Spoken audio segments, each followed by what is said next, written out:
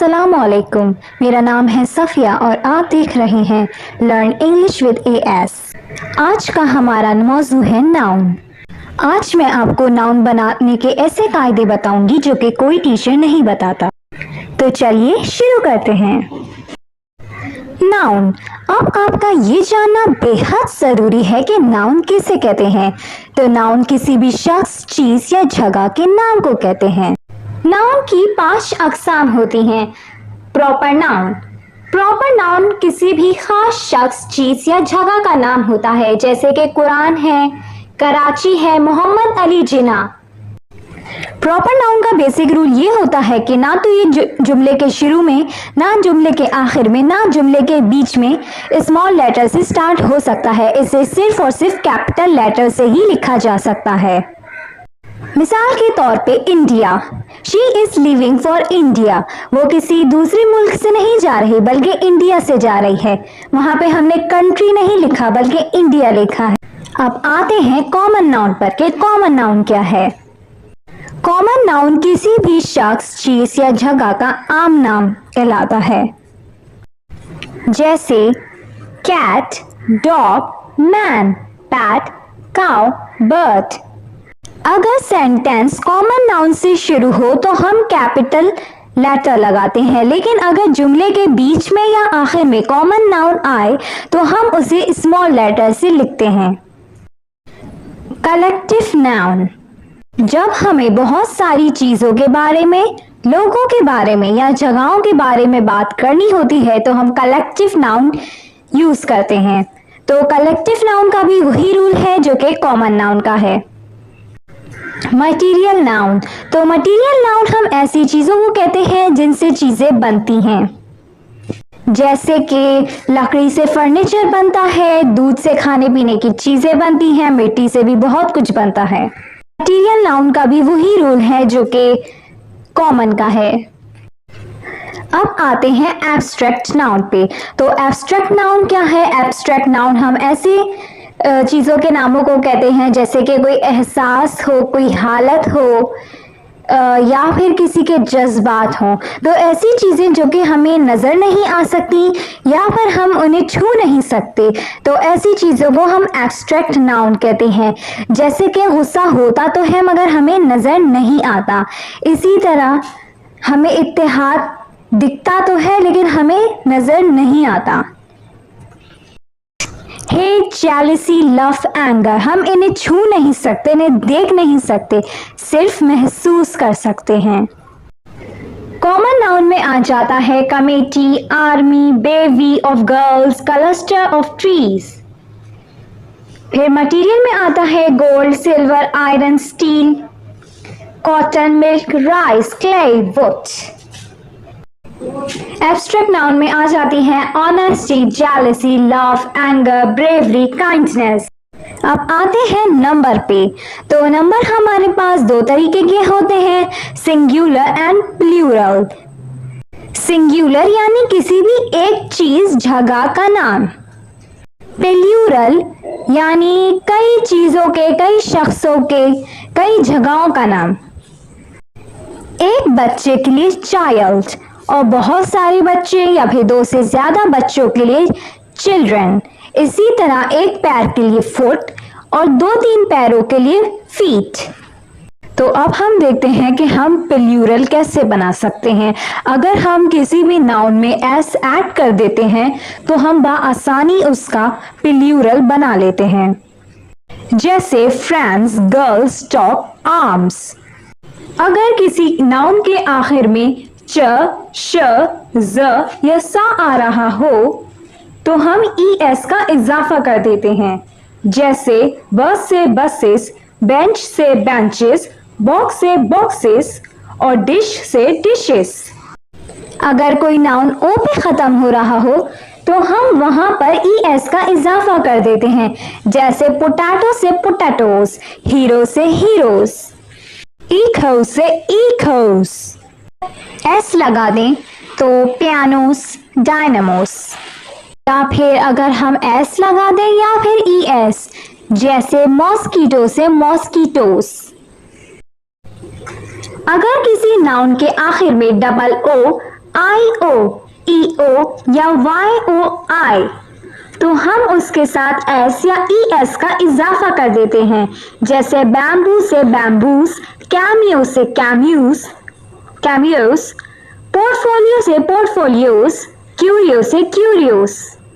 इसी तरह अगर किसी नाउन के आखिर में Y आ रहा हो तो हम, और उससे पहले कोई कॉन्सोनेंट आ रहा हो तो हम उसे IES में चेंज कर देते हैं। जैसे कि सिटी से सिटीज, फ्लाई से फ्लाइज, स्टोरी से स्टोरीज।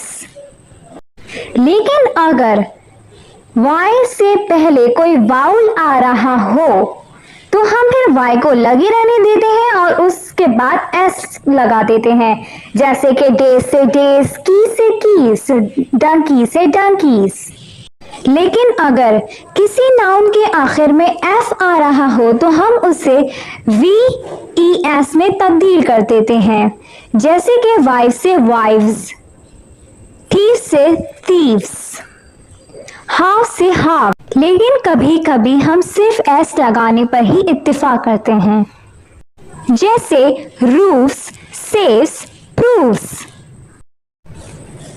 S कुछ नाउन्स के नाम का हिस्सा होता है, जैसे कि फिजिक्स, मैथमेटिक्स, सिविक्स, इथिक्स।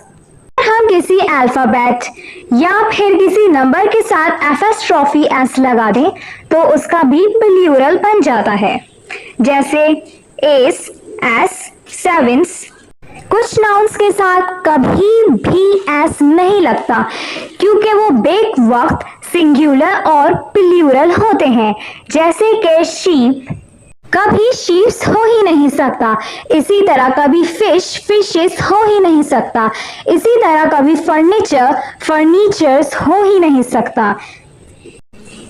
इसी तरह एक नसीहत के लिए A piece of advice हो सकता है या 3 pieces of advice हो सकते हैं, बहुत सारी नसीहतों के लिए, 3 नसीहतों के लिए। लेकिन एडवाइसेस कभी भी नहीं हो सकता। इसी तरह फर्नीचर के लिए किसी एक फर्नीचर की बात कर रहे हैं तो एक पीस ऑफ फर्नीचर होगा, फर्नीचर्स नहीं होगा। यहाँ पर वर्क का मतलब क्या होता है? काम। लेकिन अगर हम वर्क्स की बात करेंगे तो वर्क्स का मतलब ये होता है कि किसी लिखारी की लिखाई, यानी जैसे कि कोई नॉवेल्स लिखता है, कोई कंटेंट राइटिंग करता है, कोई ब्लॉग्स लिखता है तो फिर उसकी लिखाई होगी। या फिर जैसे कि कोई फैक्ट्री में जाके कोई काम करता है तो यहाँ पे वर्क्स का मतलब ये है। कुछ नाउन्स हमेशा प्लूरल ही रहते हैं, जैसे spectacles, trousers, fangs, riches, proceeds, scissors, tidings। अगर कंपाउंड नाउन हो तो हम उसमें S लगा देते हैं उसके मोस्ट इंपॉर्टेंट वर्ड में, तो उससे उसका प्लूरल बन जाता है। जैसे कि ब्रदर इन लॉ में सबसे ज्यादा इंपॉर्टेंट वर्ड क्या है? ब्रदर्स है, तो वहां पे हम S लगा देंगे। जेंडर 4 तरीके के होते हैं। मैस्कुलाइन मेल्स के लिए, फेमिनाइन फीमेल्स के लिए, कॉमन जिसमें मेल भी आ जाए और फीमेल भी आ जाए, न्यूटर यानी नॉन लिविंग्स के लिए। फेमिनाइन से मैस्कुलाइन बनाने के कुछ कॉमन रूल्स। नॉर्मली ESS लगाने से मैस्कुलाइन बन जाता है, जैसे हंटर से huntress, goddess, governess, negress, tigress, poetess, monitress, empress. अगर हम किसी नाउन के साथ कोई और नाउन लगा दें तो जैसे कि पीकॉक से पीहैन, डॉक्टर से लेडी डॉक्टर।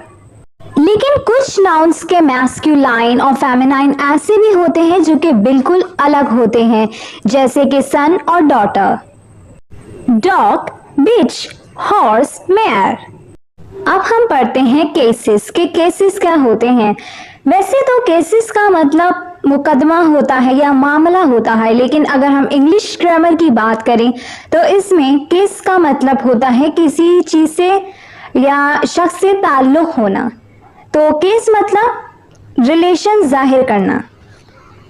इंग्लिश में 3 तरीके के केसेस होते हैं। एक तो नॉमिनेटिव केस होता है, एक ऑब्जेक्टिव केस होता है और एक पजेसिव केस होता है।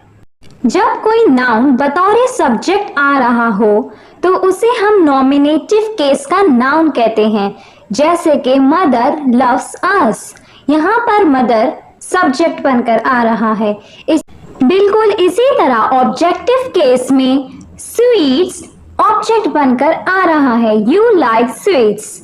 पजेसिव केस का मतलब ये होता है जब कोई नाउन किसी दूसरे नाउन से रिलेट करता है, यानी उसका रिश्ता साबित होता है, उसका पता चलता है कि इस चीज से रिलेट कर रहा है, ताल्लुक रख रहा है। जैसे कि अलीज कैट यानी अली की बिल्ली, फैजान्स हाउस यानी फैजान का घर। यूज ऑफ एफएस्ट्रॉफी एस, तो ये जो है एफएस्ट्रॉफी एस का रूल जो है वो बहुत ज्यादा इंपॉर्टेंट है, तो आइए देखते हैं। तो एफएस्ट्रॉफी यूज जो है वो नॉर्मली हम इसलिए यूज करते हैं ताकि हम किसी का ताल्लुक बता सकें, जैसे कि एक कैट्स पो, ठीक है, यानी एक बिल्ली का पो। इसी तरह मायास हाउस यानी माया का घर, यानी माया का उससे ताल्लुक है। इसी तरह ए पैरट्स एग यानी एक तोते का अंडा। प्लूरल नाउन के साथ हम कभी भी एफएस्ट्रॉफी एस यूज नहीं करते। जैसे कि हमें अगर बताना है कि हम कोई प्लूरल नाउन यूज कर रहे हैं और हमें बताना है कि उसका इससे ताल्लुक है, तो हम सिर्फ एफएस्ट्रॉफी लगा देंगे। एस के मतलब जो एस पहले से लगा हुआ है प्लूरल के साथ, उसके साथ एफएस्ट्रॉफी लगा देंगे, मजीद एस हम नहीं लगाएंगे। कभी भी नॉन लिविंग थिंग्स के साथ जो चीजें होती हैं, नॉन लिविंग थिंग्स, उनके साथ हम कभी भी एफएस्ट्रॉफी एस नहीं लगाते, हम उनके साथ ऑफ लगाते हैं, ठीक है। ऐसे कंपाउंड वर्ड्स जिसमें नाउन्स जो है वो जिंदा लगे, जैसे कि फॉर्च्यून्स फेवरेट, तो किसी इंसान की कोई चीज फेवरेट हो सकती है ना, किसी नॉन लिविंग थिंग की तो नहीं हो सकती। लेकिन यहाँ पर फॉर्च्यून लगा हुआ है तो इसके साथ हम एफएस्ट्रॉफी एस लगा रहे हैं, क्योंकि इसमें इस तरह से जुमला बन रहा है कि कोई जिंदा चीज है।